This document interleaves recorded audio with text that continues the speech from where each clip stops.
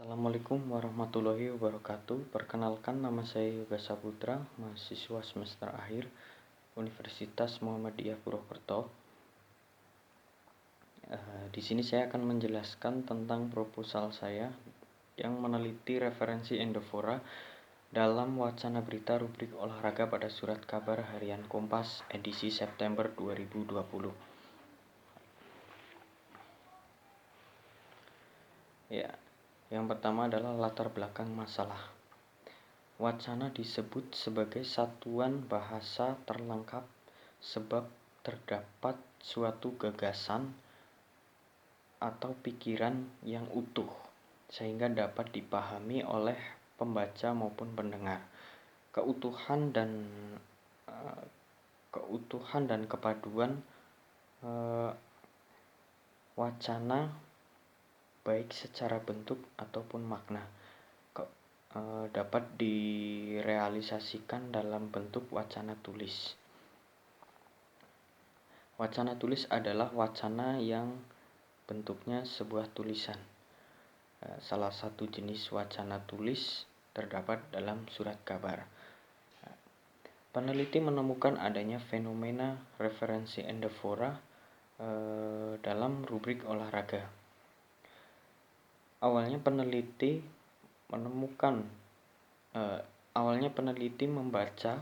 sedang membaca surat kabar harian Kompas. Kemudian banyak menemukan bentuk-bentuk referensi endofora di dalam rubrik olahraga sehingga peneliti tertarik untuk mengkaji lebih dalam lagi mengenai bentuk-bentuk referensi endofora. Mengapa surat kabar yang dipilih? Karena surat kabar dipilih oleh peneliti sebab surat kabar adalah media atau bentuk wacana tulis yang di dalamnya masih berkaitan tentang bentuk dan makna seperti itu. Kemudian ada beberapa contoh. Yang pertama itu performa sepeda motor mereka pun merosot di Australia. Kemerosotan itu ditunjukkan dengan Rossi finish ke-9, Quartararo finish di posisi 13 dan Morbidelli finish di posisi 15. Ya, di sini saya akan menjelaskan bahwa kata mereka ini mengacu kepada Rossi, Quartararo dan Morbidelli. Kemudian persona mereka ini merupakan kata ganti orang ketiga jamak. Dan kata mereka ini merupakan referensi endofora jenis kataforis karena satuan lingualnya baru disebutkan kemudian. Ya, untuk contoh yang kedua, dalam balapan seperti ini semua bisa memenangi balapan. Saya senang dengan perjuangan di tikungan terakhir dengan Jack dan Miguel memanfaatkannya. Ini balapan yang indah dari awal hingga akhir, kata Espargaro. Ya, di sini saya akan menjelaskan bahwa kata saya ini mengacu kepada Espargaro. Kemudian persona saya ini merupakan kata ganti orang pertama tunggal. Dan kata saya ini merupakan referensi endofora jenis anaforis karena satuan lingualnya disebutkan sebelumnya.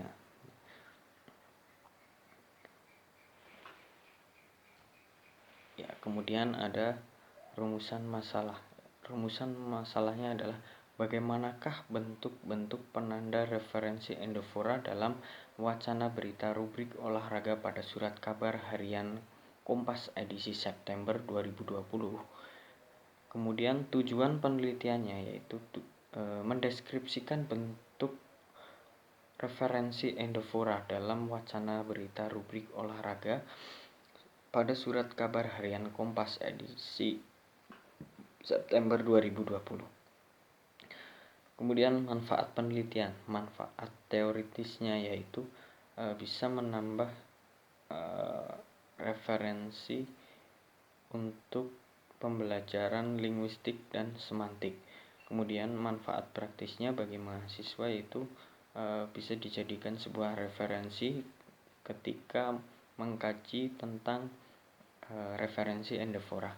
Kemudian bagi penulis yaitu mampu sebagai patokan ataupun sebagai tuntunan dalam penulisan referensi endofora. Ya, masuk ke kajian teori.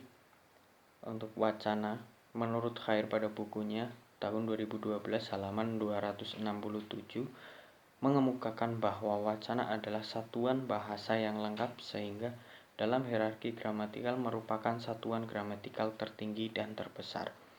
Ya.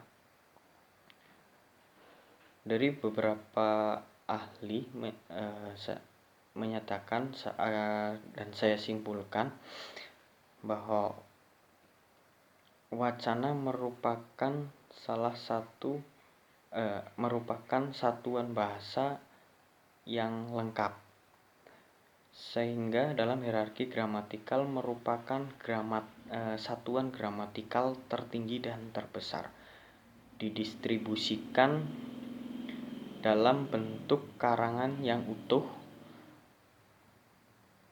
paragraf, kalimat atau teks yang mengandung amanat yang lengkap dan bersifat kohesif dan koheren. Kemudian ada kohesi gramatikal. Mulyana pada bukunya halaman 26 tahun 2005 menjelaskan bahwa kohesi merupakan suatu kepaduan bentuk yang secara struktur membentuk ikatan sintaktial.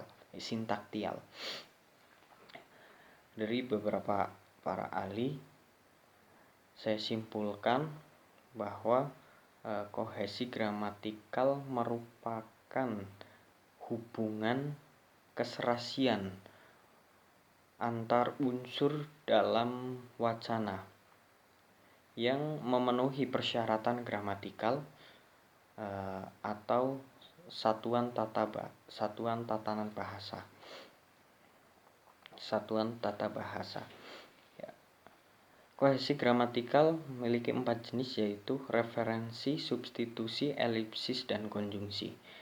Referensi sendiri menurut Gridel Laksana pada bukunya tahun 2009 halaman 208 menyatakan bahwa referensi adalah hubungan antara referen dengan lambang yang dipakai untuk mewakilinya. Kemudian dapat saya simpulkan bahwa referensi merupakan hubungan antara kata dengan suatu yang diacunya, baik kata yang mendahulunya maupun kata yang mengikutinya. Kemudian ada referensi endofora. Menurut Jemari pada tahun 2002 halaman 122, referensi eksoforis merupakan pengacuan terhadap konstituen yang terdapat di luar teks seperti manusia, hewan, sekitar, atau suatu kegiatan. Referensi eksofora adalah relasi pengacuan yang acuannya berada atau terdapat di luar bahasa, ekstra tekstual, seperti itu. Kemudian dapat saya simpulkan bahwa referensi endofora adalah referensi yang acuannya itu terdapat di dalam teks, seperti itu. Dan biasanya menggunakan pronomina, baik pronomina persona, pronomina demonstratif maupun komparatif, seperti itu. Kemudian ada surat kabar. Menurut Komarudin pada tahun 2007 halaman 258, surat kabar adalah kertas yang dicetak kemudian didistribusikan baik secara harian atau mingguan berisi berita, opini, karangan, dan iklan. Dapat saya simpulkan bahwa surat kabar merupakan media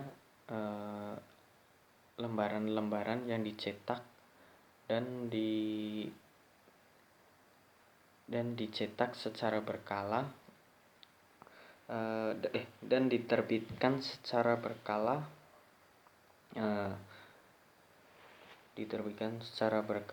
dan memiliki berita-berita aktual tentang berita nasional maupun internasional, seperti itu.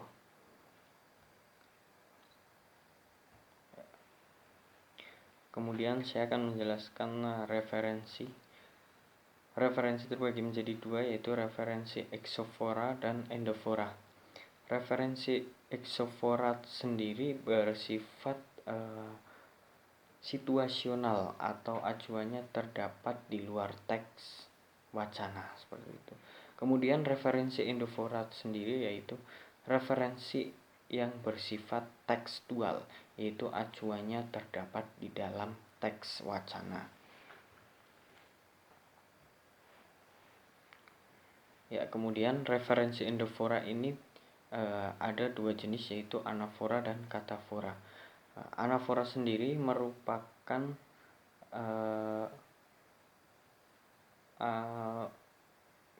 merujuk ke arah unsur yang disebutkan lebih dahulu. Kemudian katafora merupakan merujuk ke arah unsur yang akan disebutkan, seperti itu. Dalam contoh referensi endofora jenis anafora, Linda sedang makan. Dia makan dengan lahap. Referensi dia merupakan referensi anaforis, sebab mengacu pada satuan lingual lain yang mendahulunya, yaitu Linda. Referensi dia mengacu pada Linda yang telah disebutkan pada kalimat sebelumnya. Kemudian ada contoh referensi endofora jenis katafora. Rumahnya sangat besar, namun Denny tidak betah lama-lama di rumah. Referensinya merupakan referensi katafora, sebab mengacu pada satuan lingual lain yang baru disebutkan kemudian.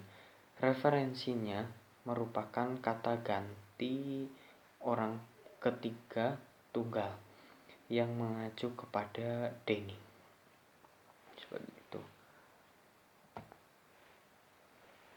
Ya, dan kemudian ada metode penelitian. Metode penelitian ini meliputi jenis penelitian, yaitu jenis penelitian ini menggunakan jenis deskriptif kualitatif. Jadi peneliti ini berupa pendeskripsian penggunaan penanda referensi menggunakan kata-kata, bukan menggunakan angka-angka. Kemudian data dan sumber datanya.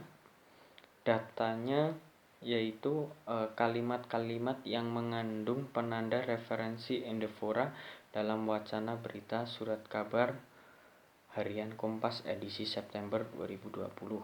Kemudian sumber datanya yaitu wacana berita pada rubrik olahraga surat kabar harian Kompas edisi September 2020.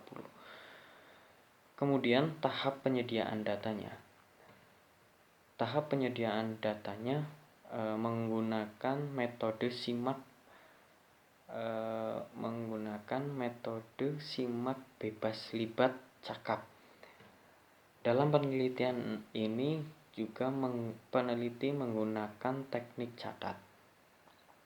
Kemudian ada tahap penganalisisan data.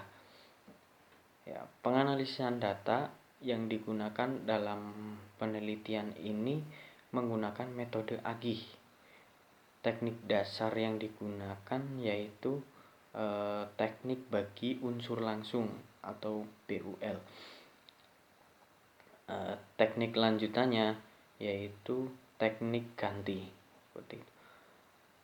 Dan tahap penyajian hasil analisis data, peneliti menyajikan hasil penelitian dengan cara formal, yaitu peneliti menyajikan hasil dengan kata-kata biasa atau sederhana. Ya, mungkin itu yang bisa dapat saya sampaikan mengenai penelitian dari proposal saya. Bila ada salah kata, mohon dimaafkan. Billahi taufik wal hidayah. Wassalamualaikum warahmatullahi wabarakatuh.